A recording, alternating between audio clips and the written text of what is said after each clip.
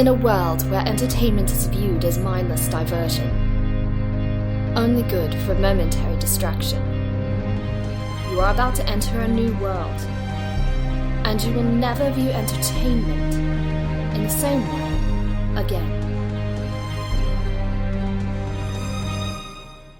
This is Popcorn Theology. Welcome, movie lovers and theology nerds, to Popcorn Theology, where we examine films for where they align with the greatest story and our greatest storyteller, discussing what to receive, reject, and redeem for common ground, fruitful conversation, and mindful movie consumption.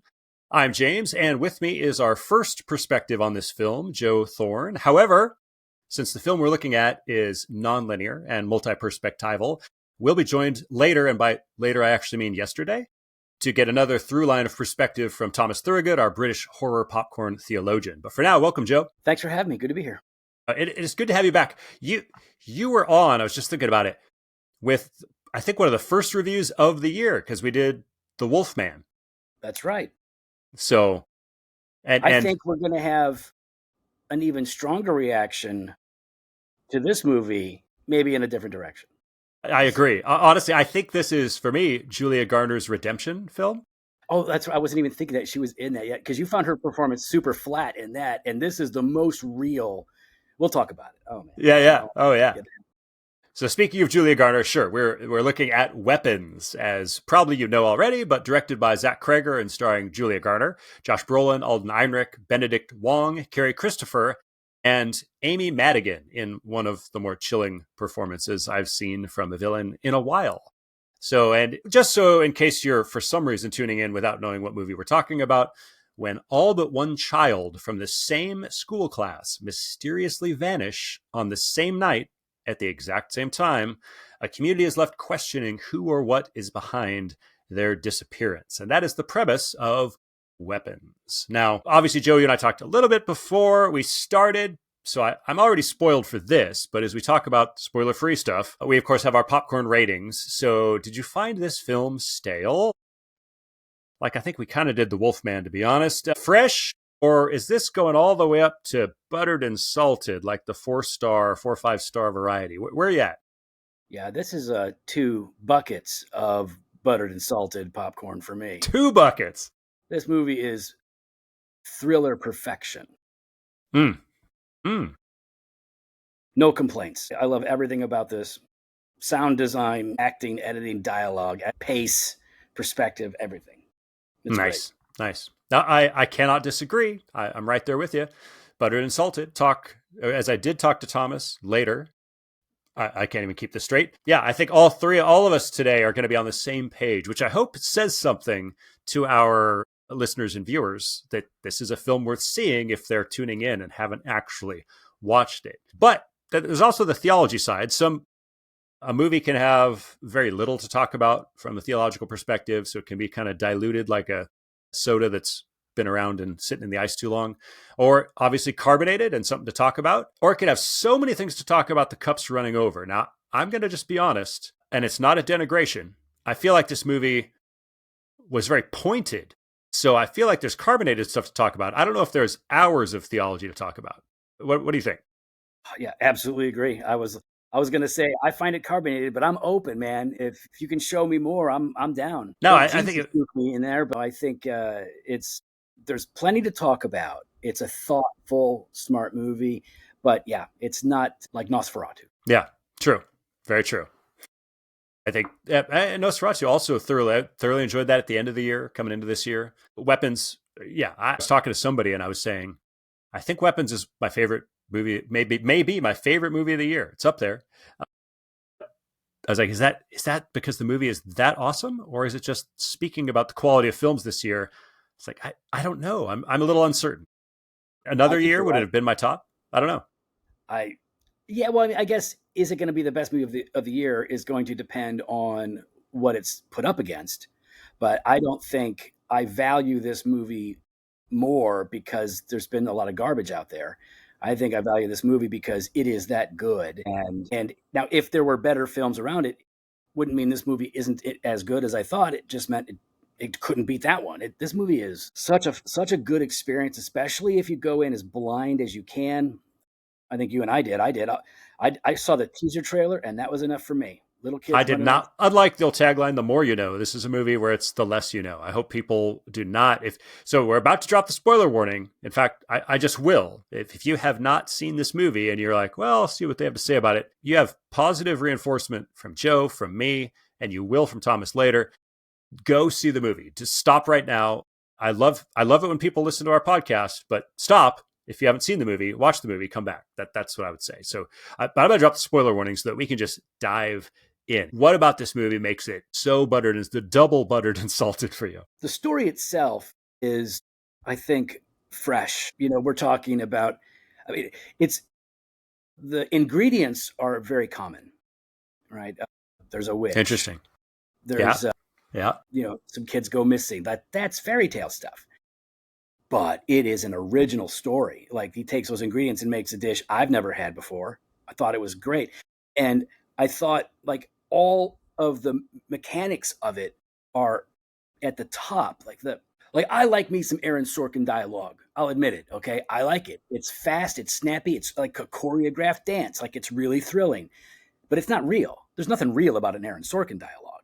This dialogue was real. And Julia Garner seems so real. Like, I really enjoyed the story and the dialogue. It was raw.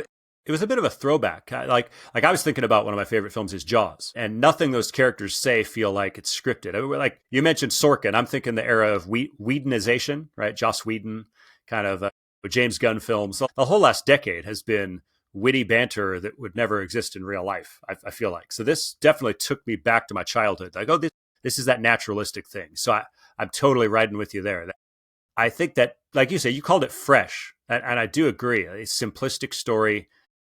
This is what I talk about in Cinemagogue. There's nothing new under the sun. There is nothing new, but it's when somebody takes the ingredients and cooks something that it just blows your mind, even though it's the same. Maybe it's similar to things you've had 100 times before. And so I think that's. I think people need to really think about and understand that. They're not really looking for something new. They're looking for something fresh and with a cook that has just imagined it in a slightly variant way that makes it savory. That's.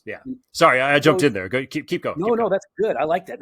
I think that's helpful. I loved that it starts as a mystery. I didn't know what I knew it was labeled horror. I'm like, well, I'm just open, and it's pure mystery into thriller. And there's elements of horror, I would call it horror, but then it goes hard horror at the end. Like, there's some horrific stuff, which was amazing. But what I loved, one of the things I loved about this is that, it's telling the story in, what is it, 7 acts? Six different characters, yeah. Well, and then there's the kind of the final convergence act, yeah. That's not new. We've seen that before, but it was done flawlessly, and it wasn't repetitive or boring. It was like the progressive revelation. It was like the book of Revelation, where there's a cycle and it tells you the story, and then it tells it to you again with more information and another perspective and more progressive parallelism and all that. It like that. And I was so down with the characters. I love the principal. Everybody was interesting. But the fact that the movie has a resolution and makes sense at the end, I just love, because this is the kind of thing it doesn't, they're not always going to make it make sense. They don't explain everything. There's not like a bunch of exposition going on. But boy, it takes you on this journey, and everything makes sense. I understand, and I loved how it resolved itself. And Aunt Gladys is easily one of my top 10 villains of all time. She's amazing. That was wicked in a way that sort of took me by surprise. The first time you see her just sort of creeping, I think in some of the characters' dreams, Julia Garner and Josh Brolin's characters, it just that was unsettling in a way that I hadn't seen since. Man, it feels like a decade or more. It's like that there was something unsettling about, and that is something you're talking about in terms of craft. A jump scare is a jump scare. You can throw a cat out of a cupboard and make somebody jump, but there's something about that makes it stick with you. Was there a moment for me? I'll tell you what the moment was. The moment when I was like, this movie will stay with me forever. Honestly, I think though is when Benedict Wong, as Marcus, when he is running toward her with his eyes, and you don't even understand why he looks the way that he does, and he's just coming at her at the convenience store. I was like, I'm never going to forget that. that is going to stand out forever. That is my pivotal. I was like, okay, this movie. I don't care where this movie goes from here. I think it is going to be stuck in my memory for the rest of my life as something profound.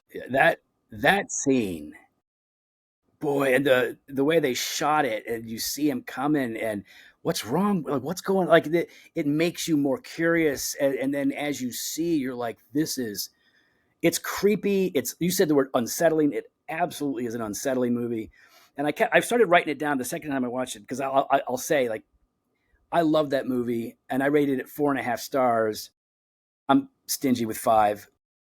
And after second watch, I'm making it 5. I can't find a way to improve this thing. Like, there were I think the first real unsettling thing was when Julia Garner, what's her name? Her character's name? Justine, Mrs. Gandy. When the teacher's having this dream and she's going into her school and all the kids that have disappeared, ran off, of their heads down, or they're just sitting there, I can't remember.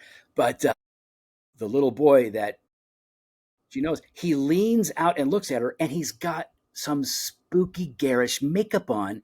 And on the first time, at that point, I don't think any of us are really sure what that is or why. And I'm like, that's Aunt Gladys's makeup. It was. So the second time, I was like, it was creepy the first time. The second time, it kind of blew me away. But that was the first one. Aunt Gladys on the ceiling just popping out, like, that was like, a good jump. The mom exiting. The little boy's mom exiting the house while Julie Garner's character is sleeping in the car outside the house. And she comes out with the scissors above her head. And she's like, what's it? Even like her performance walking to the car was brilliant and spooky. Yeah, all of that.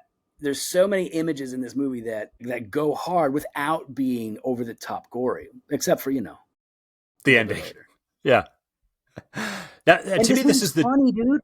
The movie is funny, legit funny. Yeah. Where it's supposed to be. Especially the ending. Yeah. Thomas did, and we'll talk about that. Did that feel right? Did it feel earned?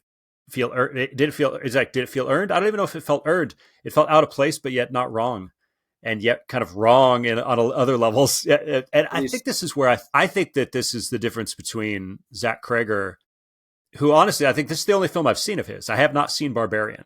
Have you seen Barbarian? So should we shout out what's the Joe rating on Barbarian? Is that worth going back and seeing? Should I see that? I really liked Barbarian.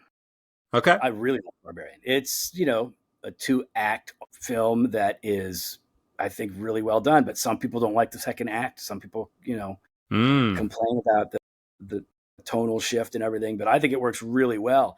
This is a better film, in my opinion. But I love Barbarian. Yeah, I thought it was really good. So that was his warm-up. I'll go back and check it out for sure now that I've seen this movie, and I like his work. But I think I like this. To me, he reminded me a little bit of Osgood Perkins, because he's another experimenter, right? But honestly, Longlegs disappointed me. I did not like the monk. I liked it, but I didn't feel like it stuck the landing. The ending failed for me. And this is where, like you mentioned up top, that this movie sticks the landing. This movie earns its ending, and the third act is great. So for me, I like Longlegs' first 2 acts, and it was experimental. And I get it. Some of these guys, I like that they're experimenting with fresh ideas, fresh ingredients, so like different things. I did like Gretel and Hansel, honestly, but it was by Osgood Perkins. But I just felt like Zach Cregger, he's experimenting with some of the similar tonal ingredients. But man, this was just sort of this was perfection. I agree. And so Osgood Perkins is experimenting. I'm not going to dismiss him. I'll probably go still see whatever he does next, just as maybe he's honing his craft. I think Scott Derrickson's the same way. Black Phone was great, but Derrickson starts with some films that aren't as great, and he's sort of been working his way up. Yeah, I think that's something that, just because I don't like a movie entirely doesn't mean I'm not interested in the guy's work. But Cregger, sure. Cregger has my attention for sure. Oh, so anything else just about craft before we kind of dive into more of a spiritual side? Was there anything that sort of jumped out? I mean, you aren't wrong. I do feel like all the performances. Yeah, Josh Brolin, obviously a veteran, but then a lot of these other actors I wasn't as familiar with, and I don't feel like there was a weak link in the chain. No, and speaking of the humor, the character James, the drug addict, he was funny, bringing in some great humor. Alden Ehrenreich was funny with the way Alden Ehrenreich, the cop, right? The way he's freaking out.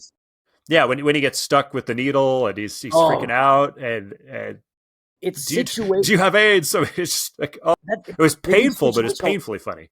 Yeah, that's situational comedy. That's funny, like the needles in the face stuff. Yeah, he was great. Marcus, I think that's the principal's name. Really liked him. Justin Long shows up. I'm a Justin Long fan. That was a surprise. Yeah, I was like, when is Justin Long showing up in this thing? Yeah, when they go downstairs, when James goes downstairs and finds the kids in the basement, and they're all standing there. It reminded me of the Blair Witch Project, right? When they go down the stairs and you see the guy standing in the corner, it's just creepy, and they're all standing there, and of course things start to happen. Craft, I think the thing that stood out to me on second watch was sound design. Cinematography is great, but the sound design is flawlessly wonderful, from the way that the nature sounds are real and appropriate. The rhythmic score that they do, it's not traditional songs really, are very, very interesting. But it's the big things are story and characters. Those are the things that stand out the most, right? The characters are great. They're all interesting. But you're not wrong. Sound can very easily be overlooked, because when it's good, you just don't notice. You're captivated and you don't think about it. The Exorcist is a classic example. I saw the remastered version in a great surround sound theater several years ago. It's been a little while, but that's when I sort of realized, like, with the right theater and the right sound system, and when the design is perfect, that will move your emotions and chill your spine in ways that you're not giving credit to the sound. You just think, oh, the movie, the story. Like, no, it's the sound. So I'm excited to see it a second time and actually pay attention to the sound of this film to see how that craft really affects you. That's very cool. Well, before we go any further, because I do want to dive, we want to slide into more of the spiritual theological aspects, so craft as it comes along with it. But we do want to encourage anybody who's listening so far to like and share the conversation. Share this episode with your friends. If you like what you hear, broaden the conversation. And if you want to hear more, subscribe to us on YouTube, follow us on social media, Facebook, Instagram, Discord. And one way you can help and support, just rate and review, whether it's Apple Podcasts, Spotify, wherever you listen. Support us financially through Patreon, and donating a few dollars a month through Patreon will actually make you a patron saint. Details on our website. Yeah, it gives you special access to a whole host of exclusive benefits, including a Facebook group and special channel on our Discord server. You get to vote on future episodes. If we don't cover the ones you like, you can vote and make us do them. And premium seating members get extra content behind sort of the paywall. And so you can even listen to us and join us live while we record some of our episodes. So all that to say, we've got a few ads to run. And when we come back, we'll actually rewind and hear Thomas Thorogood's perspective from across the pond. And then we'll shift back at some point to Joe's perspective as we dive deeper into weapons. Up in the sky, look! It's a bird! It's a plane! Cinemagogue, The Marvelous Era. James Harleman here, the cinema guy, announcing the sequel to my first book on film and faith. Let's face it, entertainment has changed dramatically since the first book published in 2012, and comic book characters and franchises are everywhere. So I decided to set my sights on superheroes and examine the evolution of Hollywood in this follow-up to the first Cinemagogue book. For example, what does Loki tell us about culture's view of God? Why does the Marvel Cinematic Universe and the Infinity Saga continually align with biblical themes? In the Marvelous Era, I review each film and show not only how the individual movies express gospel parallels, but each phase essentially reveals a multi-point sermon. I also explore DC, Star Wars, the Monsterverse, and more. Without compromising scriptural truth, we can sift these stories and discover how we might reject, receive, and redeem ideas for personal reflection and Christian conversation. Also, has Hollywood's messaging gotten worse? The book explores ways these marvelous mythologies correspond with conversion, Christian living, church history, and Reformation, but I do also highlight what has been the entertainment industry's darker, indoctrinating decade, as well as toxic fandom and the dangers of immersion in pop culture that just might drown us spiritually if we're not careful. So suit up, assemble, and join me on a journey to the Infinity Saga and beyond. Cinemagogue, The Marvel Us Era. Now available on Amazon.com in paperback, hardcover, and Kindle editions. Hey, this is David, and if you're listening to Popcorn Theology, it's probably because you're interested in theology or movies, or best of all, both. And that means that you're our kind of people, sharing common interests with our listeners and viewers as well. So why not partner with us and advertise your business or ministry right here on Popcorn Theology? We're looking for great, like-minded sponsors and offer reasonable rates with a variety of formats to get your message out. Remember, our fans aren't mindless consumers, so they'll give you thoughtful consideration. That's a big part of what we're all about here. So, for more information on advertising with us, contact feedback@popcorntheology.com. And we're back. And I might say welcome, movie lover and fellow theology nerd, Thomas. It's good to have you as we shift back in time and across the pond to yesterday. I'm not even sure where we are at this time, but we will let the viewer figure it out. But excited to have you back on to talk about an interesting horror film this year. As most of our viewers know, we have very few horror lovers on the main team. We always have to draw a wider net when we want to look at a horror film, and particularly one that is a bit severe in this. But welcome, man. How have things been going for you? Yeah, no, thanks for having me back, James. Great to see you. Yeah, no, you with your, I'm just going to throw it out there, with your like 500,000 subscribers or celebrating, right? 1,000, so 50,000. 10 out. Okay, I mean, yeah. I'm just thinking of your next step there. Oh, well, no, thank you. Yeah, no, it's been an interesting journey, and I think an interesting year for film. I don't know what your previous guest has said about this, but Weapons to me felt a bit like, I heard someone else say this, and I thought it was really true, that it feels like a 90s movie.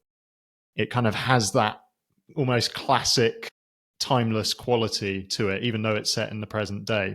And the feeling I got when I was watching it was, yeah, they don't really make movies like this so much nowadays.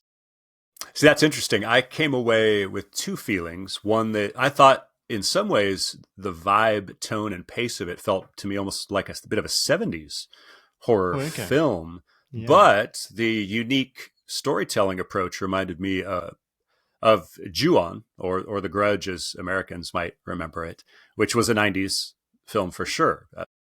Also with the differing sort of intersecting timelines and perspectives. So it reminded me of two decades, but that's okay. But I get that. So 90s works as well. I think that tonally it doesn't feel like a 21st century style film. It feels like a bit of a throwback. Yeah, totally.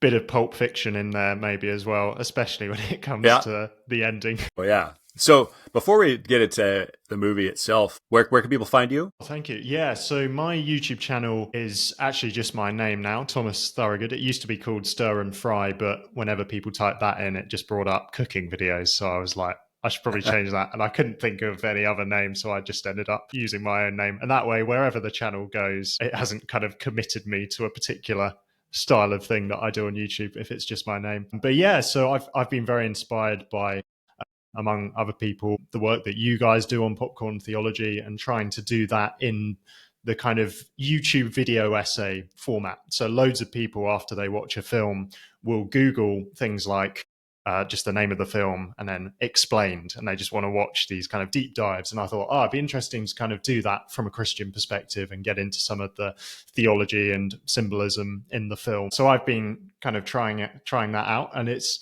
been an interesting journey. And actually, I've been surprised by how open people are to considering films from a biblical perspective. Majority of my viewers are probably non-Christian, but I think there's maybe been a vibe shift in the culture, and just a sense that it's now more plausible to regard the Bible as containing wisdom and things of significance that we can kind of discuss.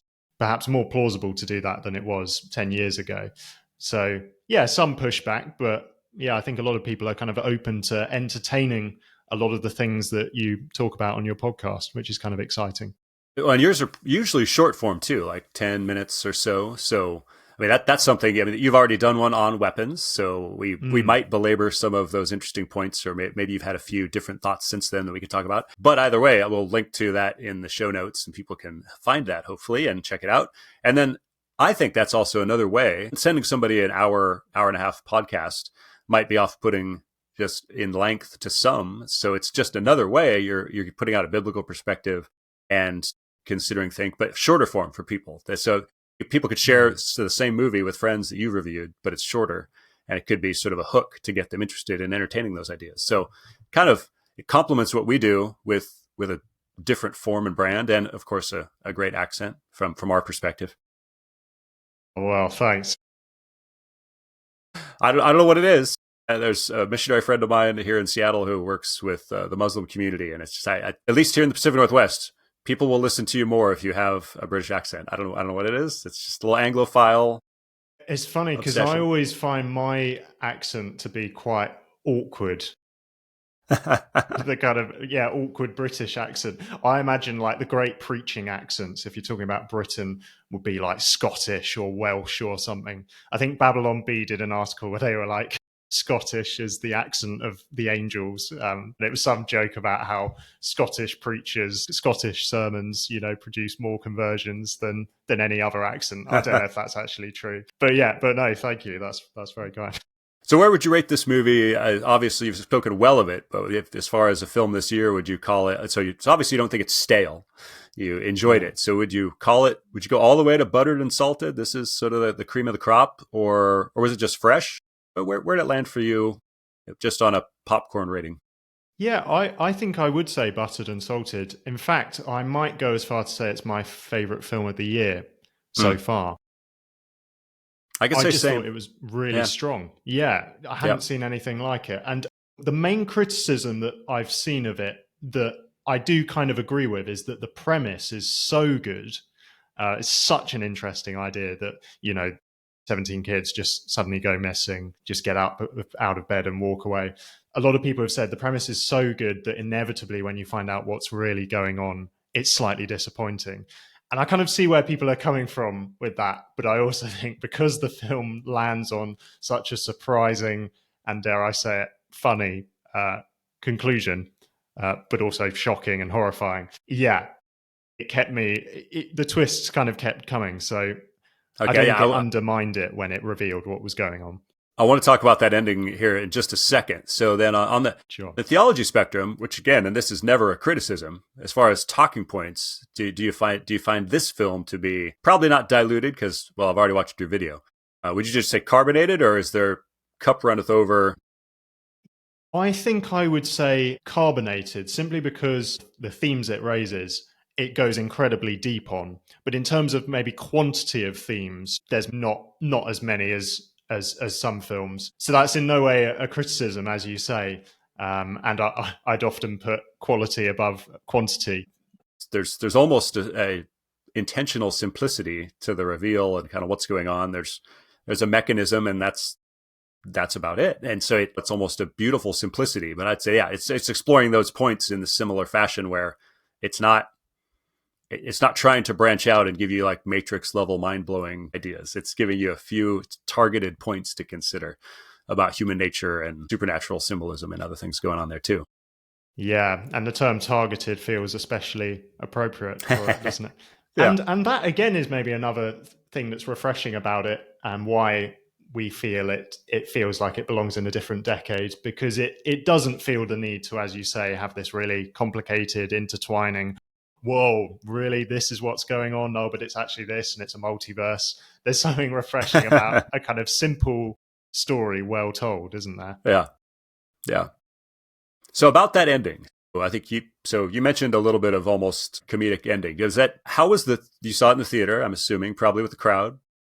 Yeah. So how do people respond to that ending? Yeah, I think it's the simultaneous kind of gasp, but also laughter. was the atmosphere in the room. Because what about you? Did you watch it in the cinema? It was. I think we were seeing a matinee, and there weren't as many people in the room, and I think my wife and I were the only ones kind of trying to stifle out loud laughter. So we've often laughed at things other people. We like sort of dark humor, so that we're accustomed to that. And so do you feel for you, did it work? And do you feel that laughter was working for the viewers? Is it something that you feel was successful or off a little bit? Yeah, it's a good question, because I suppose on the one hand, the idea of when you describe what actually happens in the scene, the idea of laughing at that feels uncomfortable. What? Person being torn apart and chewed apart and that's oh yeah. Yeah, right. And by kids as well. And you sort of think, what impact is that going to have on them? Although mercifully, they're kind of still under the control of the spell while they do it, and then they come to. So yeah, they are clearly traumatized by what they've been through, but whether they actually will remember what they did to the witch, it might be a mercy that their memories are kind of wiped in a sense after that. But it got me thinking a little bit about the Book of Judges and how the grisly ends that come in the Book of Judges. Is it Eglon being stabbed by Ehud, and a very graphic detail of how he kind of falls apart there, and also Jael ramming the tent peg into Sisera's head. And I get the sense that we are actually meant to find those a bit humorous. There's a sense that, God is using the weak to shame the strong, and the fact that this woman is ramming a tent peg of all things into the head of this warrior figure. I think we're meant to think, oh yeah, this is unexpected, this is surprising. It is a little bit funny because God is actually shaming the proud in those moments. So I wonder if the ending of Weapons feels a bit like that. This incredibly powerful and wicked witch, her undoing is effectively her own spell and a group of kids charging her and ripping her apart. It maybe feels like it belongs in Judges territory. I don't know. Yeah.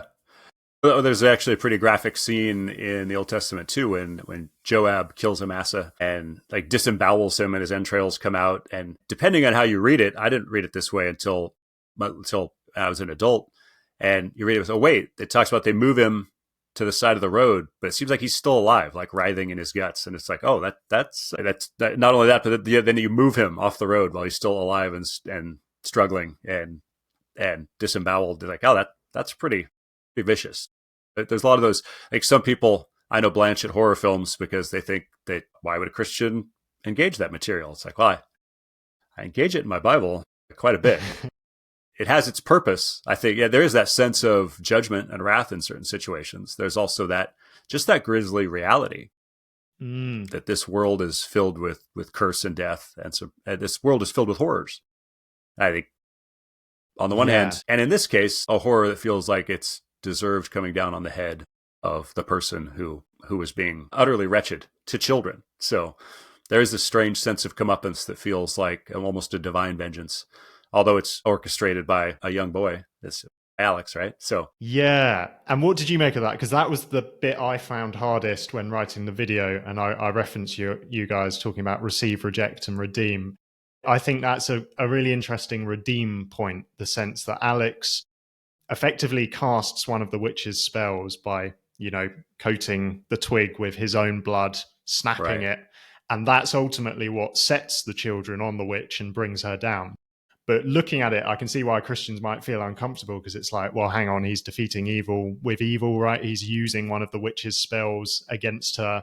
Although she needs to be defeated, that feels a bit iffy. But I think you do have to take the film on its own terms. And one of the things I appreciated about it is that it doesn't seem to be based on any particular real world strand of the occult. There are no spells being cast. Feels like its spirituality was kind of conceived for the film. And that's quite helpful because it means that no actors on set were asked to actually cast, real occultic spells. Yeah, but it was also more in the vein of Harry Potter, right? We've got Latin phrases. We don't have actual spells. Yeah, exactly. And so the fact that, it kind of makes sense within the logic of the story that, the way you bring down this witch is to turn her spell against her. And something, again, feels cathartic about that her own evil is kind of ultimately her undoing. So I think it's kind of a redeem point, that we'd never want to endorse the casting of spells in the real world, even to bring down evil people or to combat evil. But within the context of the story, it kind of works, doesn't it? And there's kind of a Christ-like parallel in that Alex, through his own wounds, his own bleeding, brings about the redemption. But what did you make of that kind of unexpected deliverance? No, the conundrum is similar, right? The Exodus, the penalty for practicing witchcraft under the Mosaic law was death. Yeah. So you see him using it, and obviously, Romans says, don't overcome evil with evil, overcome evil with good. So we would never consider that Christian scenario. But at the same time, there is that sense, Exodus 22:18 says, you shall not permit a sorceress to live. So there is this very definite death sentence for those who practice it. So you get to see the one carried out, in a sense, and yet it's carried out technically by violating. Say, I don't expect a movie to get it right.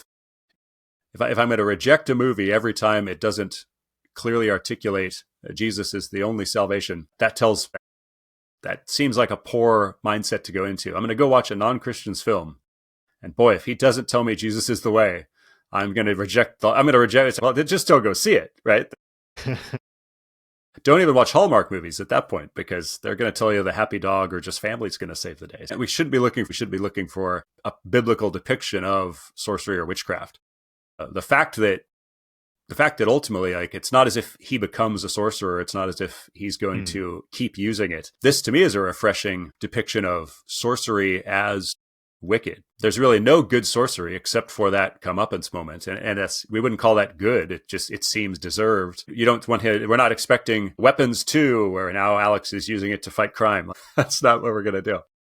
Yeah, totally. It's a little bit like how in the Black Phone, Finney talking to the deceased over the phone, there's something that feels uncomfortable about that, because again, scripture warns very strongly against talking to the dead, and that phone is involved in bringing down the grabber, but there's also a sense that the phone itself is buried with the grabber, and you don't get a sense that Finney is going to continue trying to use that phone, although the Black Phone 2 may undermine that slightly. We'll see. I'm quite looking forward to that film. But this sense of a strange kind of abnormal thing way of engaging with the supernatural is used to bring down the threat, but then it's kind of cast aside. It's like, I'm not going to continue using that practice, even within the world of the story. That's quite helpful to see.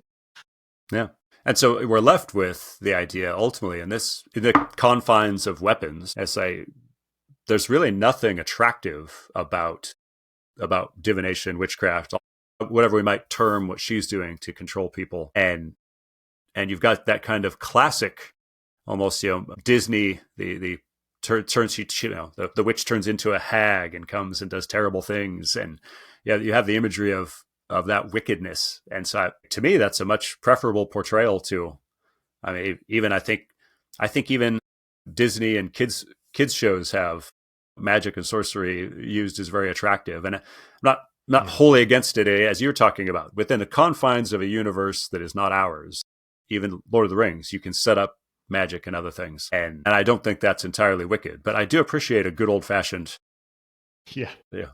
divination, witchcraft, sorcery. All of this is the realm of the villain. Yeah, and that's actually refreshing to see, isn't it? Because I just watched Wednesday, which I did enjoy as a show, but that's quite complicated to process as a Christian, because in that you have the kind of the main character doing seances and stuff, and again, within the world of the story, that's framed as being just part of its zany universe, but there's a lot to be very cautious about there. Witches are portrayed as these people who are kind of misunderstood. And what I love about films like The Witch and Weapons is that, they might engage with the fact that sometimes people are wrongly accused of witchcraft, like the teacher in Weapons has witch written on her car. So that does happen, and it is a stain on church history when people were when it was used to scapegoat people who weren't actually witches. But at the same time, is it possible that there are people who are genuinely engaging with demonic forces and that there are real witches, basically? Yeah.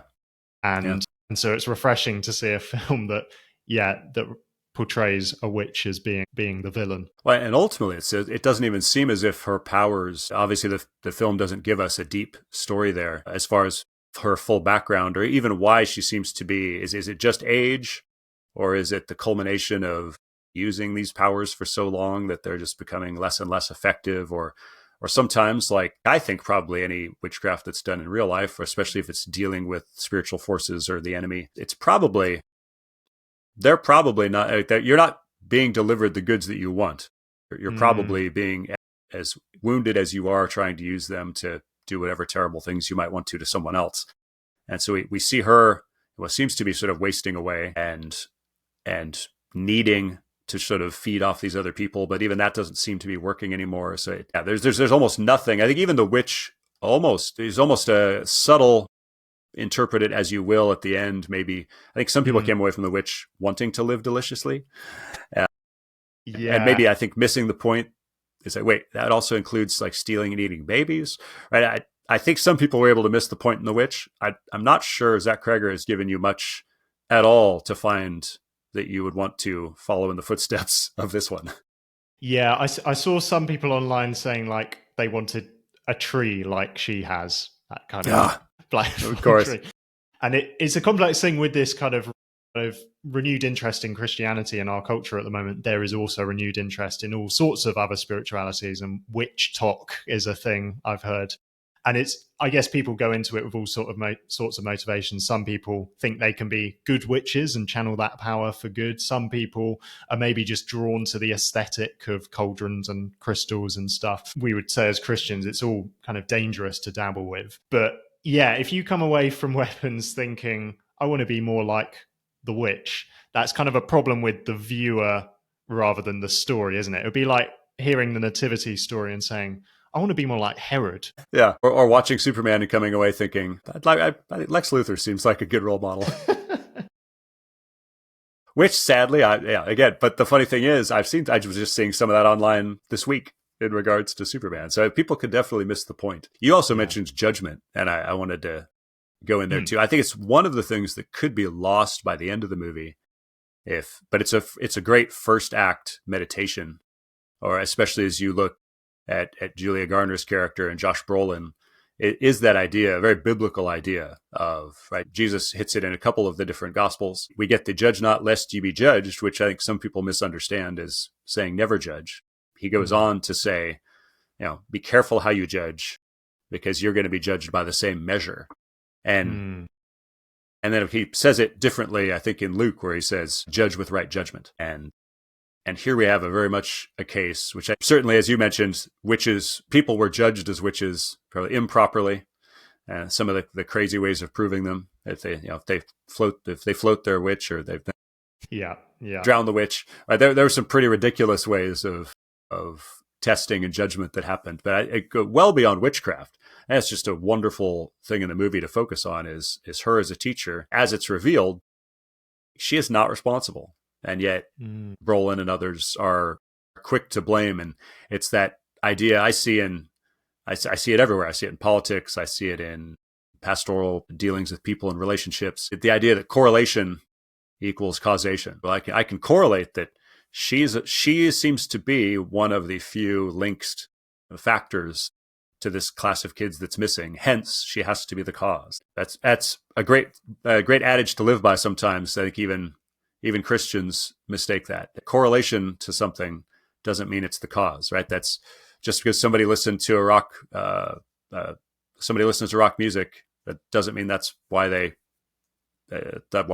got into Satanism. Or there's so many different ways that Christians can jump to some of these conclusions of judgment, because they'll correlate something with what they're looking at and just determine it's the cause when they honestly can't know and could be just as wrong as Josh Brolin. Yeah. And you talk about this in your first book, Cinemagogue, don't you? About how that we often say garbage in, garbage out when it comes to media. Mm-hmm. And I suppose you could say, well, if all you did was watch videos of people being tortured, that would have a bad impact on you. But again, actually, fundamentally, the problem there is the heart. Like, why are you wanting to do that? And like we were saying, how if you come away from this film wanting to be more like the witch, that's the problem with the individual's heart rather than with the media that they're engaging with. Yeah. Now, in your video, you also we don't need to dig into it all here, because I do want to push people to go actually watch yours. You gave us some very interesting observations about the use of the bell, the number on the bell, which even I hadn't thought about walking out from just a first viewing. The number 6 is there, plus a triangle, which could insinuate, 6 and 3. So you get a little bit of 666 there. And you talk more about the tree and also how the characters are all addicts of some kind, that there seems to be a meditation on what we're addicted or enslaved to. The alcoholics or the drug addict or even just the adulterer. You've kind of got all those folks going on. That reminded me as I was watching your video of just even there's how the devil or how a villain will play, how those things lead us into being subjugated. As a book like Needful Things stood out as an example. Stephen King's story where the character comes to town and he uniquely knows what everybody wants. And you play off those desires, addictions, and the things people are enslaved to. And it actually sort of leads to part of the reason why we're in thrall. So I would encourage people, again, check out check out your Weapons Explained video. But Thank you. I'm wondering if there were any other thoughts that have been mulling over since then, rattling around with the film. Yeah. So the story's divided into the 6 characters, which is another way the number 6 appears. And I was trying to think, so obviously with the teacher, we see alcoholism, and with the policeman, we see adultery, with the drug dealer, we see drug addiction. I was trying to think, is there an addiction element actually in all these characters? And I got thinking about Josh Brolin's character, because on the face of it, you sort of think, well, he's just desperate to find his son. He's lost trust in all the institutions, so he's kind of taking matters into his own hands and trying to check the CCTV footage and try and plot where all those kids were running to and figure it out for himself. So I thought, well, that's not really an addiction, is it? But actually, the more I've been thinking about this, during his dream, you get this sense that, what does he says something to his son like, I don't say this to you enough, but I love you. And then he transforms into the witch. And so I wonder if actually, yes, his main motivation for trying to find his son is because he loves his son, wants to find his son.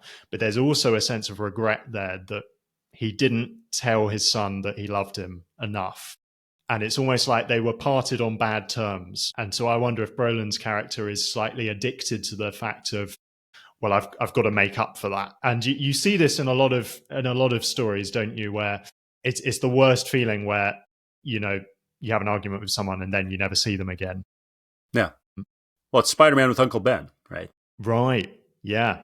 And that desperate need. I heard somebody even liken one of the editors of Spider-Man, I think it was Axel Alonso, said he's effectively a lapsed who he's trying to Spider-Man is his attempt to atone, repeatedly, continually trying to atone for his failure with his uncle and that loss. And that's right. So you could get addicted to something that biblically we know doesn't actually work. I think we can't atone for our own sins, as it were. Even if, as turns out in the story, all the intersections come together and he is able to get to and have it. He's not the one who frees his son, technically, either. So he happens to be there and able to walk away with him at the end, but he doesn't. He's not the instrument that overcomes it. And say he doesn't get to be the savior, really, in that moment. In fact, like everybody else, he's sort of really under the witch's thumb until Alex is released. That's interesting. Yeah, because he almost storms into the house, trying to be the savior figure. And that's quite a refreshing story, isn't it? That he actually ends up having to take the back seat and watch as this other deliverance happens. And that's quite another helpful rebuke for main character syndrome, and how I think you guys are often talking about a lot of our stories conflate the convert with the Christ. And so this person who goes on a journey of, self-improvement effectively in a story and ends up becoming the savior themselves. Actually, it's refreshing to have stories where most of the characters are utterly helpless, and it's about them realizing that and realizing that they need help. But that sense of addiction, I was just looking this morning, actually, Proverbs 23 feels very appropriate for the film. Verse 29, who has woe, who has sorrow, who has strife, who has complaints, who has needless bruises, who has bloodshot eyes, those who linger over wine, who go to sample bowls of mixed wine. And just that sense of, that's conjuring images of the various addictions in the film. It's interesting to see how helpless you mentioned. One of the other things I was thinking of, even just long after seeing the movie, I was just thinking about it yesterday, was as you see all those people that arms out and sort of completely subjugated by the witch. And me being a very reformed guy, to me, that it just reminded me of the idea of the bondage of the will, which is a biblical concept that gets talked about by theologians.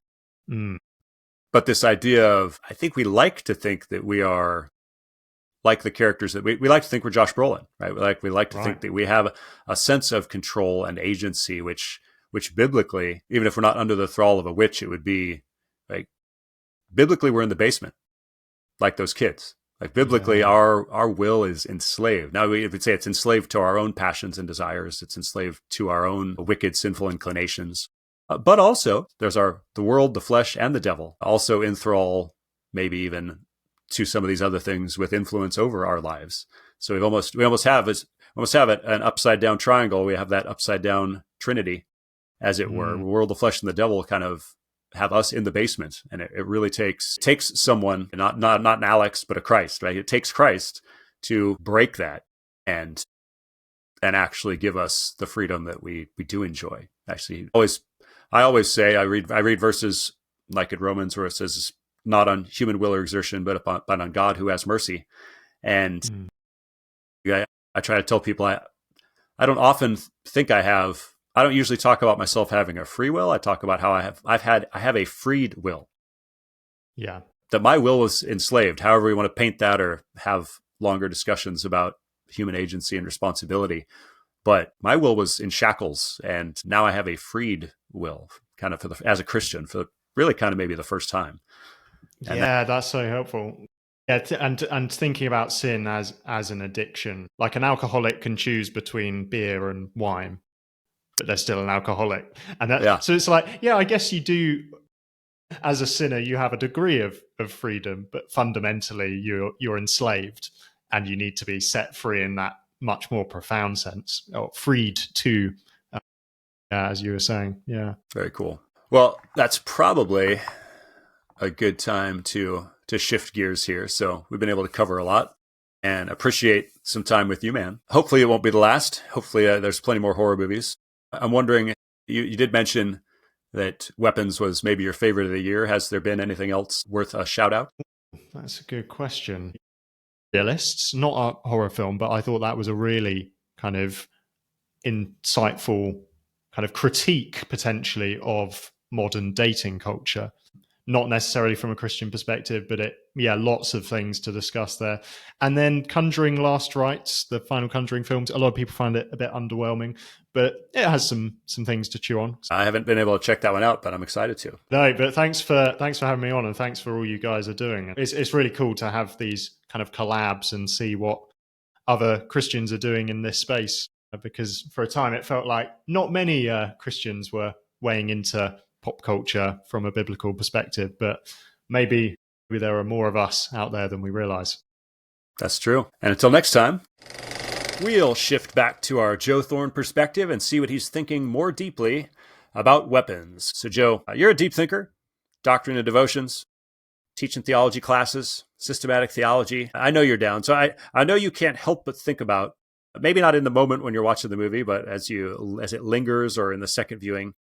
And obviously this film, we're dealing with a witch, a very, very classic fairy tale kind of story. So as you were musing theologically, what are some of the first things that began to jump out to you? Well, a few things stood out. One is the danger, like the world is a dark and dangerous place, and kids find out pretty early on. And a lot of people are, kind of relating this to a number of social tragedies, but I think it's broader than that. The big thing that really stood out, of course, is the witchcraft component. And because of my background, I am always keen to see how they're treating that, Is it more in a fantasy context where it's not necessarily evil, or is it witchcraft as we understand actual witchcraft to be? Now, in case some of our listeners, in case people haven't seen Joe on previous episodes, what's the elevator speech on your background, just so people kind of know? When I was a teenager, I got as deep as a teen, I guess, can get into the occult. So I explored witchcraft and ultimately wound up embracing a few different forms of Satanism, trying to find answers and define myself, and became a Christian after I graduated from high school. So I've always been, sensitive to the issue and frustrated at how most Christians have portrayed or tried to explain it, especially during the Satanic Panic. All those people were lying about knowing anything about it. And then all the experts were literal frauds. But in movies, I'm always interested because, you have a lot of creative freedom. And so this was a very grounded, wicked witchcraft like that. Like even the ritual, of course, and I don't have any familiarity with that being associated with anything real, but it is so grounded and simple, and it reflects what satanic and pagan rituals are. Like, it felt very real. So, yeah, she is a wicked and evil person, seeking to derive life from the innocent. And the adults couldn't do it, so she's using the children and their innocence. So I thought that was great. Those are some of the big ones that stood out on the front. That's an interesting point. I'm glad you made that point, because one thing I actually appreciated about this movie, sort of introduced to Julia Garner's character, one of the first things, it's like, oh no, she's being judged. She's the innocent person, or oh, she's being. And then the next thing we see, she's seducing her friend who's married, and she's very problematic, and she's obviously got a lot of issues. And then, of course, then it shifts perspective. And Josh Brolin, I'll be interested to see it again, because it almost seems like something's broken in his marriage. Maybe it's just because of the kid, but I don't know. Something seems a little off. And of course, the cop, the druggie, like there's no hero in this movie. There's no adult hero whatsoever. Like everybody is. Thomas mentioned it felt like this movie in some ways reflected the Book of Judges. All of these characters are, I think, a much more realistic portrayal of humans, because there's no Captain America. There's no earnest person at the center truly trying to solve it that doesn't have a host of sin and brokenness in their life. I don't feel like we get. That's pretty rare. Maybe, and maybe it's even the genre is one of the rare ones. I know horror movies sometimes, bad horror movies, they have deplorable characters that you're not even really sad that they're getting picked off by the slasher or you want them to die. Yeah. Yeah. And I think something he did uniquely here was he showed flawed sinners, which is what the Bible calls all of us, right? All of these people have sinned. A guy commits adultery, alcoholism. They've all got all these issues. Even Brolin's character is obsessed in ways that aren't healthy, and he's judging. And it was just great to see. This is a perfect portrayal of real people, instead of having the bad guy and the good guy, which has its place. I do like a good bad guy, but good guy movie. I like me some Marvel I like Superman versus Lex Luthor, but sometimes we need to be reminded that even those of us who may be innocent of something we're accused of, or maybe earnestly seeking in one area, we've all got these dark corners and pockets of sin in our lives. We're all broken. There's nobody she could feed off of except these children that had anything to give her. That's just kind of almost amusing in a warped kind of way. And I was glad this movie gave us real people as sinners and broken, and none of them able to really, it's Alex, it's the kid that is the only one who brings any semblance of salvation to this whole situation. Everybody else flounders in the midst of it. Yeah, I agree with the portrayal. I mean, it stands out for people that are like paying attention how real it all feels. I mean, I know people like this. And Josh Brolin's character, I don't think I noticed it as much on the first watch, but obviously he's lost track of his business. That's going to pieces. That's probably because of the kid thing. He's just obsessed now. But yeah, he's not sleeping in the bed with his wife. They are at odds, even a tiny little bit. So it really hit me on the second watch. Like, yeah, his life is falling apart. Julia Garner's character, her life's falling apart. The cop, the druggie, and yet you care. And I think maybe that's the difference. Usually, you have innocent characters in a movie that are heroes. You get the character can do no wrong. He's out getting just revenge or whatever. Or you have the despicable characters. Like I was thinking about the horror movie my wife hates, Cabin Fever. She's like, I hated that movie because I didn't care about anybody. I kind of just wanted them to die as fast as possible. And so here you have a horror movie where everybody is deplorable in one sense, and yet you actually do have some sympathy. They're horrible, yet we care. That's kind of how we're supposed to view humans as Christians, right? I don't view people as innocent or inherently good. Bible tells me different. Like none of us seek God. All of us are terrible. All of us deserve hell. And yet we're supposed to care. It's a weird thing to have a movie that pulls that off, where these characters are horrible, and yet I don't want them to die. I care about them. That's a weird juxtaposition. I'm only thinking about it just now, really, as we talk. Yeah, that's John Calvin said that we love our neighbor not because they are good, but because they're made in God's image. We love our neighbor in spite of their wickedness, because they're made in God's image. They belong to him. And so we love what is his. And these characters, I see the image of God in them, and they're human beings. It's like, oh yeah, because they're real. If they're portrayed as real, this is why actors, when they're playing villains, they try to find the human side of them, right? So that they can actually embody the character. It's like, well, like what is good or redeemable about this character, if anything, or human? And I think you see that. Yeah, I think you see that in them. That makes a lot of sense. We talked about the reality of these things too. I mean, just sort of with your background and some of the experience you've had dabbling in witchcraft as a teenager and things and some of the occult stuff. And I do think, as some Christians don't like horror movies because they talk about or depict these things. And I'm thinking, when I look at scripture, like, there's a reality to these things. I was thinking this morning, as before we're going into the episode, is like, in Exodus 8, like, Moses does some amazing things that God gives him power to do. His staff turns into a snake.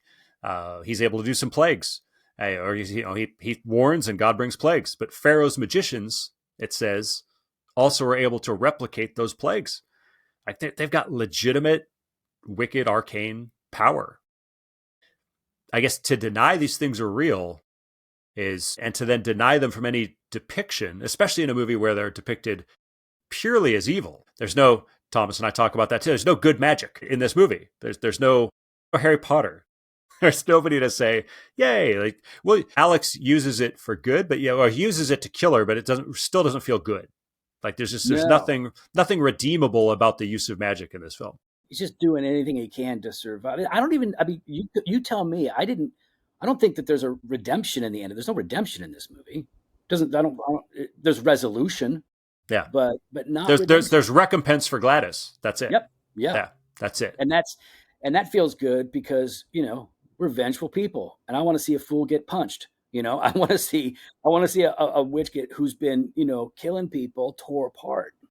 But yeah, the fact that it's grounded in that, because it gives you, I think, a more realistic take on the evil of witchcraft. But even when we're watching horror movies and it's not something that necessarily is a real world issue, they're still pointing us to real world problems and spiritual realities. So, like, people say, well, why would you watch that? You're supposed to set your mind on the things that are true and blah, blah, blah, from Philippians 4. And I'm like, yes, that's what I'm doing. I watch a movie and read a book, and God, and all the music I listen to, God uses all of that stuff that I enjoy or appreciate to draw my thoughts to the things that are true and beautiful, and to see, like, what relates and what doesn't. And so, yeah, this is a kind of movie that I think it's more popcorn than heady, right? It's more of a good time than like a serious, like, thinker of a movie. But it is, I think, thoughtful and smart and creative. And in the end, it's saying evil is out there, it's dangerous. Watch your kids. It's like, there's only so much you could do. Again, it's like, parents, you can't stop your kid from getting up at 2:17 a.m. and running out the door and disappearing. You can't, but it can happen. Like, this is the madness of living in this fallen world. Like, you can only control so much, and there is just evil and temptation and spiritual forces. And one of the things that stands out to me as I'm watching it, like, nobody has they don't really understand what's going on. So that's probably a part of it. But there is no corresponding counter to who she is, Gladys. There is no, like you said, there's no hero, but there's no hero in the sort of, like, functional sense, like, I'm going to take care of this problem, but nor is there a savior like that they can, look to, or even just a truth that speaks into it. It's just a bunch of sinners trying to get out of this mess that they're in. And a bunch of messy things happen that kind of enable the tables to get turned. So at the best, like, as a believer, I can look at that and say, I could say there must be some providence here, right? That's if you're not a believer, you'd say, well, boy, they barely got out of that because of just some of the circumstances of the way everybody crosses over with each other, and they're in the house, and Alex has time to turn the tables. All this confluence of events. So you've got no visible savior, unless you do believe that there is ultimately a divine hand of providence that can be working the minutiae of a situation for our good. This is more Book of Esther. Yeah. God's name isn't mentioned. It's just, but he's all over it. He's an invisible character. Yeah, the fingerprints are there if you're paid, if you know, but only if you know. And we talked about this a little bit with Thomas too. Like God's, I think sometimes I'm all for. I love Lord of the Rings. I'm not a big Harry Potter fan, but I watched movies with folks who I see why people enjoy them.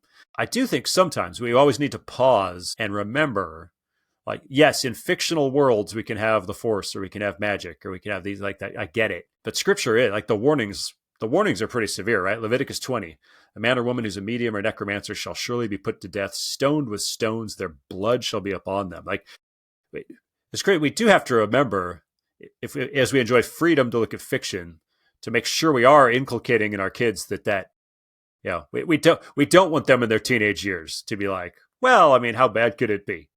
Let's pick up that Parker Brothers Ouija board. I never liked the movies, the Harry Potter movies. I think they're kind of lame. But I read the first book because I was concerned. I was hearing all the parents talk about it. And I was like, well, let me check this out. And I read it and I was like, this is really good. Like, this is fantasy. This isn't bad at all. If anything, it really kind of points to in a more Christian direction thematically. So they're crazy. So I read all the books and loved all of them. I thought I had a great time. Not the movies so much, but I love to troll Lord of the Rings fans. Anytime I'm online and it comes up, Beatles fans and Lord of the Rings fans, I love to just dump on both of those two things. Not because I actually hate them, but because I got a little bit of Gladys in me. I like stealing their energy from them when they get upset and what do they, crash out? Is that what the kids saying? Yeah.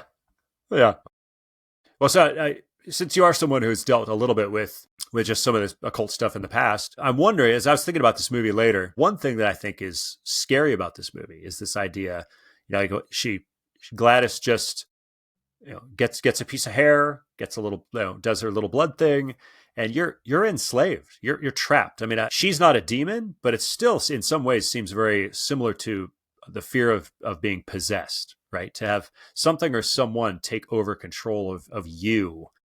And now, like Marcus, you're just running pell-mell into whatever and doing whatever somebody else wants and doing horrible things. I'm wondering what your take is on, like, if you're a Christian and you watch this movie, or a non-Christian, if you're a Christian, watch this movie and you come away literally frightened that someone could do this to you, or that something demonic could take over, like in a more traditional understanding of demonic possession. Do you have encouragement for Christians, or would you tell? Where are we at with the fear of that? I think that my overly simplistic answer would be the person who's indwelt by the Holy Spirit should have no fear of being possessed by a demon. Right. Or enslaved by a witch, or taken over control. Yeah. I'm not afraid. And listen, I believe that some of that, particularly in the occult stuff that I was familiar with, the rituals were very, like you couldn't do a spell. You couldn't just get a piece of hair and do a ritual, and now the girl's going to fall in love with you. Like, you could, but if you have a connection point, if you know the person, if there's like a real world connection in some way, now there are rituals to do that could influence things. At least that's the argument, that things that need to be in place before you do the ritual. So I think that there are spiritual forces. I think I believe in the supernatural. I believe Jesus rose from the dead. I believe when Jesus died, a bunch of bodies came out of the tombs and were walking around. I believe crazy stuff. So I wouldn't deny the supernatural. But Jesus is Lord. The devil is bound. That's my view. But he's still active. He's on a chain, but he's still active, and he's dangerous. I'm not afraid of the devil. I'm not afraid. If somebody's put a curse on me, I'd be like, bring it. I'm not worried about it. But if you are a Christian and you are playing with your sin, if you are indulging in immorality and you're not repenting, you're not turning from that, the deeper you go into darkness, the more lost you become. And I don't mean you're going to lose your salvation. I just mean you lose a sense of yourself. This is, I think we talked about this with Wolfman and werewolf movies in general. Like, part of the fear of that is, are they even human? Where's the image of God when they are a werewolf? They can't control themselves anymore. They're acting like a beast, which is what David says. He's like, I was like a beast before you because I've pursued my sin so much, the image of God wasn't even visible. I was like an animal, not like a person made in your image. So when you're doing that, when you're going into sin hard, you get hardened. And I would imagine that it's fair to say that you could experience a kind of oppression. There could be some kind of affliction that God could allow for his redemptive purposes. But no, you don't need to fear the devil. But the devil is stronger than you, bigger than you, smarter than you. The devil knows the Bible better than you. You're a punk compared to the devil. Good news is you're in Christ and he is Lord. And I'll say it PG, but the devil is a dog. And the Lord holds his chain. So That's right. I have nothing to worry about there. Yeah. Yeah. And I think the only other thing I was musing over too is I do think as Christians, it is right to have a sharp and intentional view of steering clear of all things sorcery, divination, witchcraft, etc., etc. But even as I was thinking about that, I did run into a verse as I was mulling over this movie. I was looking up verses on witchcraft and realizing God has some things to remind us, though. If we think we avoid those things and we're holier than thou, he says to Saul in 1 Samuel 15:23, "For rebellion is as the sin of divination, and presumption is as iniquity and idolatry. Because you've rejected the word of the Lord, he's also rejected you." Like there's a moment, that's the moment he has with Saul, because Saul has presumed upon his relationship with God. Saul has not been doing what God has been telling him to do. So even just divination, certainly it is wicked and evil, but we can't divide that from every day we don't follow the simple things God tells us to do. He's like, you're in the same boat as the Gladys at that point. You're being the same, and you need to repent. And it's like, okay, I can't think I'm holier than thou just because of I don't do witchcraft, little white lies. The Book of James has something to say about that too. We can't think we're better than the person dabbling in the occult if we've got our own little pet sins on the hook too. Like Paul gives us the list of sins, and he's like, slander and gossip and orgies. He's like, wait, what? You put my sins in the same list with orgies, dude? I'm not doing that. That's crazy. Yeah. Because, there are greater degrees of heinousness for some sins, right? Because they impact more people, or maybe people argue because of their nature. But any sin is a grotesque act of atheistic blasphemy when we commit that willfully. And so you can't really try to tone it down like, well, this isn't as bad as that. Like it's bad enough for Jesus to have suffered and died. It's pretty bad. When I preach, I sometimes will parse the difference. It's like certainly certain sins have more temporal consequences and do more temporal damage, but all of them, even the smallest one, require they all incur the same penalty, and they all need the same savior. We can discuss the amount of damage a sin does, and that's fair because some are far more destructive than others. But in terms of your reconciliation with God, you need the same guy to step in there. Yeah, we are hopeless. We are hopeless apart from him. Yeah. Apart from Christ. And I know that some people don't like a movie that doesn't have a wonderful resolve. I'm curious about your take on this. The one place that I thought maybe, if I had one little quibble about the movie, is I came out, and you've seen it twice, I wondered if the narration at the beginning and the end, while on the one hand, maybe it enhances the sort of fairy tale-like quality, I was like, was this originally intended, or was this producers saying, you can't drop people in the middle of this at the beginning and make them try to figure it out by inference. You have to spell it out what happened at the beginning. It's like, what would it be like? The same thing with a movie like Blade Runner. Like, if you take out the narration, how weird would it have been? How interesting would it have been to have been dropped in? Like, what's happening? What's going on at this PTA meeting? And I'm curious, seeing it twice is because the narration at the end gives a glimmer of hope. Even there, I was like, I almost wonder, would it have been better without the spoken resolve and just leaving it with him? He scoops up his kid, he's walking away, but there's so much brokenness and damage and a body torn apart. I don't know. That narration, good or bad? What do you think? Well, I'm not a hater on narration. I know some people hate all narration. I love it in a lot of movies. True. This was the one time I was like, did I need that? Good narration is great. I loved the narration because it was well written and spoken, but it did feel like the language of a kid in third grade, a smart kid. I was like, oh, the way that's good. So that's why I feel like that's him setting it up and bookending it. So I would say two things. One, it definitely does make it more accessible, right? And accessibility is good without hurting. Yeah. My snob was probably coming out. That's true. No, I don't. No, but no, listen, you take those bookends out, and then it's more of like a Damien Rugna film. I don't know if you've seen like Terrified or When Evil Lurks, but Spanish horror. And it's okay. Oh no, I'm sorry. Those two YouTubers from Australia who did Talk to Me, and they create an entire world, and it's our world, but then there are different things that are happening in that isn't our world, and they just drop you in it. They don't explain anything. They're like, boop, here you go. Right. Yeah. Hang on. And Damien Rugna does it. He creates an entire world that has rules and laws in it. It doesn't explain a thing. Go. That is awesome. That is, I mean, we're smart enough. We'll catch on. But I think the narration does help with the making it accessible. But even then, even with it, I felt like off the rip now, it's chaos, it's conspiracy, it's it's. I like that it got right to it. Like, oh, these kids just took off. What? And they're at the school board meeting or whatever the school meet, whatever that meeting was at the school. So I even wrote it down. I take notes when I watch a movie. I wrote, dropped into the fear and confusion quickly. And so I still feel like he was able to do that. Yeah, But yeah, that's it true. definitely makes it easier. Well, and even though the narration gives some, it buttons a few things down, it still leaves things open ended about some of the kids or what really is going to happen long term, how much trauma they've had, and how they'll really heal. And I know some people don't like, even with the narration, some people don't like that open ended.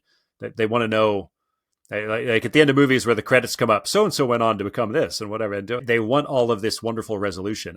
I love that this movie didn't give us a sense of full healing, because as a Christian, like, if you're not going to have the gospel in a movie, which I don't expect a secular movie to do, but if you're not going to have it, then to leave it unhealed and with open wounds, that's what I want. Like that leaves it open that leaves it ripe for conversation. And so either way, I mean, even with the narration, I think there's still an open wound on the movie, and you're kind of like, what? How does anybody get over all this?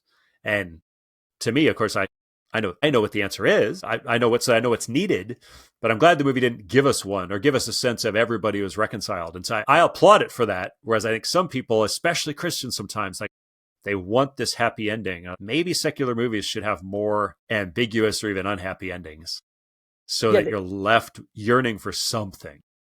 Yeah, the absence of redemption, like Clint Eastwood movies, oftentimes. Dang, what was that one in Boston? Drawing a blank on the title. Anyways, little girl is murdered. Not a little girl, teenage girl is murdered, and this Boston town is trying to figure it out. And it is bleak. It is a great film. Or $1 Million Baby. Yeah. Oh yeah. Bleak ending. Bleak. But the absence of redemption is a giant cry for redemption. Like, no. So I think that's good, and that's life. Even when God causes all things work together for good, I don't always have the answer as to why. Job never got an answer. Job never, like, why did this happen to me? Job never knows. He doesn't know what happened. He just knows that it happened. And there's no one he can point to and blame. Not himself, definitely not God, not his loser friends. He can't blame anybody else. And there's just a big question mark. What is going on? Why is all of this? We don't always have the answer. And in life, there are stories in our life that end like that. Now we're part of a larger story, but there are those scenes, right, or chapters in our lives where, that's how they end, and it's just hard. So well, yeah, because we always think in terms of us being a story. It's like, no, we're a chapter, or maybe even a short scene within a chapter, and we're like, well, what's the answer? What's the answer? And we're like, well, sorry, man, you're gonna have to wait till the end of the book. You're an end note, bro. You're not even a footnote. Like, you're just hang on. And that's frustrating because we're finite. But the older I get, the more I sort of I've been able to start reconciling that. Like, there are just story points I'm not going to get until perhaps long into the other side. And if God is not a God of providence, if he's not sovereign and good, then I'm crashing out hard. I'm raging. I would be out of my mind if I didn't believe God had a plan and a purpose that is good and beyond my comprehension. And declared the end from the beginning. It's like, the ending's written. Every single thing will be used for his glory. Every single thing will have good accomplished in light of it, through it, or in some way connected to it. God does all of that. And then evil is, in the end, going to be done. Evil will be accounted for. So we have to look way out sometimes. And that's where the weird ending of this movie, with the evil entity being torn apart, is so satisfying. The vengeance happens, and we're not called to be those instruments in this life. Vengeance is the Lord's, but the way it just sort of is meted out, there is always a satisfaction when we see vengeance in a movie, because we do want to see that ultimate thing meted out by the one who actually is supposed to carry it out. And I don't want to Jesus juke this thing, but it's just kind of interesting that the offspring crush the head of that woman. And it's like, wow, the children crush the head of that serpent, literally. Yeah. No, Thomas bring it, and there's some blood involved, even though Yes, there's a lot of blood plays a major role in this. Yeah, there are some very hidden, subtle, like if we believe in hands of providence, and there's some very subtle maybe intimations of. I mean, you go back to Genesis 3, right? Like you just said, like that's we can look at it now, thousands of years later, and see how it applies to Christ and the cross and Satan. But on the face of it at the time, that's the vaguest thing in the world. Yeah. And you're like, what the heck could that possibly mean? My kid is going to somehow kill the snake. What are we talking about? Like my little Cain is going to wrong murder, wrong act of violence. Yeah. It is interesting. The progressive revelation aspect of it for us. We have that glorious benefit of having the book. Yeah. So I don't think that Jesus juke is warranted. There's just the kernel of imagery in this notion of how this evil gets destroyed that absolutely does kind of, it's just a seed of a little bit of the piece that we know has some reality in Christ. So, no, that's great, man. You will soon trump Satan under your feet from Romans. Yeah. Yeah. Well, it's been awesome, man. I appreciate being able to hang and talk about our favorite horror movies. We're heading into that October season here as we record this episode, so there may be a chance here between the fall and into the winter to catch you again. So I hope we can do that. For sure. And obviously great to have Thomas, but our time is up. I think it looks like it's about 2:17, and so it's time to hold up our arms and go running into the night. That's right. That's right. But until next time, keep engaging movies and media from a godly perspective, and remember, you are not a mindless consumer. Thanks for watching this episode of Popcorn Theology. For more content, subscribe on YouTube. Follow and interact on social media to help broaden the conversation. Check out our archive of past episodes at popcorntheology.com or wherever you listen to podcasts, and consider becoming a patron saint by supporting us on Patreon, which lets you interact, influence, and enjoy exclusive bonus content.